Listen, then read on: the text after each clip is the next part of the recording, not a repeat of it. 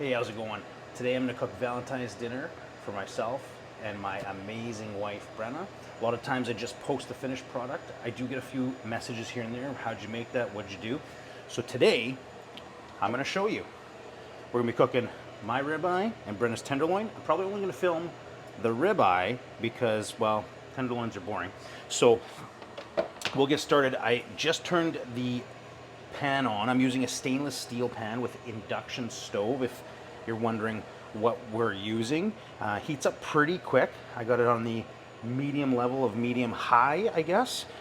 You want to make sure that this is super hot, and not full blast per se, but more properly heated, I guess. Okay, so I got all my stuff on the side here ready to go. I got corn on the other burner here, just kind of getting to a boil now. Potatoes in the oven. Asparagus is going to go in right away, and yeah, we'll see how this thing goes.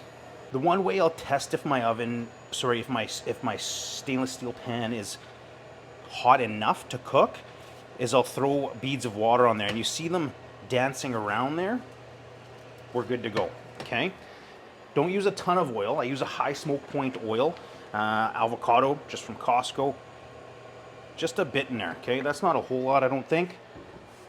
I'm actually going to turn this down a touch, get the oil spread out, actually, okay, or warmed up. Here it's actually warmed up pretty quick here, just because my pan was so hot. Too much talking, not enough cooking. Okay, first thing we're going to do is put our ribeye in. Just ground kosher salt, or sea salt I believe it is, and ground pepper. That's it. Let's not overthink it. I typically don't overthink it. Okay, you want to put the steak away from you. That sound, I don't know if my mic's picking it up, that's the magic right there. Especially with stainless steel and induction, you're going to get a super even sear. Okay, we'll get back to this once we give it a few minutes. Okay, when you are cooking inside, you're going to make a little bit of a mess with the splatter. That's no problem. I've been, I guess, known a little bit in my sphere, my circle, with barbecuing and smoking. So a lot of people might be surprised that I'm actually doing this inside. I think you just get a much more even cook, more flavor when you're cooking inside. I wasn't doing this a whole lot with my old kitchen. We got a new kitchen because the key to doing this inside is this sucker here. Just a really good over-the-range fan, a hood fan that gets it outside, okay? And the one we chose, just because I do like cooking, would certainly suck the flu out of your lungs if we turned it up. So you hear it searing there a little bit. You're going to want to turn this over sooner just to get that real good even sear on both sides. Just going to grab a couple utensils that I forgot to grab. This is probably good to turn over, just again to capture that sear. Look at how even that is, okay? No real non-cooked spots, maybe touching the middle, but you're definitely not getting that on anything other than stainless steel. Cast iron probably doesn't even give you that. Again, I'm a big stainless steel fan with induction. Just tons of control, okay?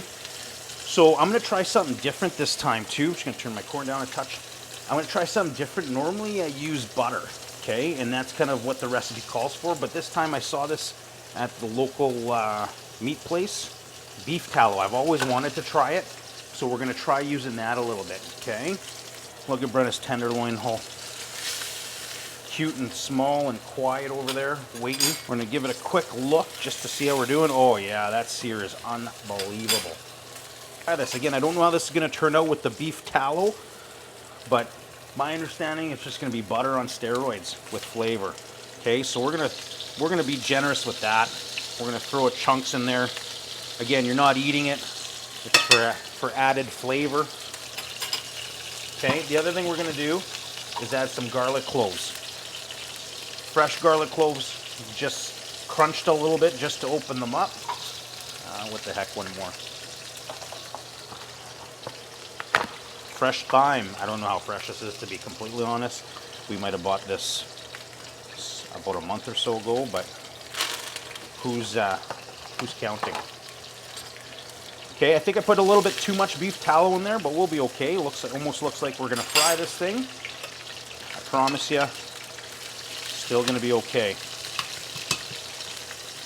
Okay, now we're gonna baste it a little bit. We're gonna throw the garlic on top, the thyme on top, and then we're just gonna baste this thing. Okay, we're gonna keep basting this thing. Interesting texture without the butter, to be honest. I didn't expect this to be that thin, but we'll see how she turns out. I mean, anytime you're cooking with any type of fat, I'm sure it can't be too bad. Look at that sear, guys. That's unbelievable. I mean, this thing is a little bit more basting. Okay, it's likely not done yet. I like my steaks definitely on the rare side of medium rare. Brenna's, the other reason I'm not showing you Brenna's cook is she likes them a little bit more medium, on the higher side of medium. So I'm definitely not a cook that's too proud to use one of these, okay? A lot of cooks will, oh yeah, that feels, I don't trust that, honestly. Why not? 50, 60 bucks, Amazon, local barbecue store, and you're gonna get an instant read, and it's gonna be perfect every time. So let's give that a read. Again, a bit too early. We're looking for this to be 128-ish, 132, somewhere in there. Right in the middle there, still a little bit low. So let's just keep basting this thing. There we go. We're probably gonna flip it one more time just to give it that, again, that super even cook. Oh, those potatoes look amazing. Couple more bastes on this side with that garlic and thyme, and then we'll give it another turn. Oh, look at that thing. That thing is gonna be amazing. The fat's starting to render now too, so you're starting to get that little bit of a discoloration in the beef tallow and the oil. Yeah, we're starting to climb now. We're at 126. Let's check the middle here. 135, that's okay. Yeah, we're getting there. This thing's got maybe 20, 30 seconds more. Let's make sure we get every garlic clove on top. Look at this thing. I don't know if you get a close-up of that. Again, a little messy. Temperature, turn that down a touch. I'm gonna clean this off, cook Brenna steak, and I'll show you the finished product. All right, we're all done here. This is the finished product. We're gonna slice right into it. And there's a term for it. It's escaping me right now. Carved.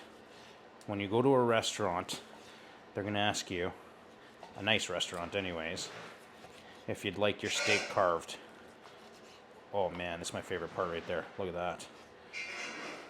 Let's turn these over. Look at this. Oh man.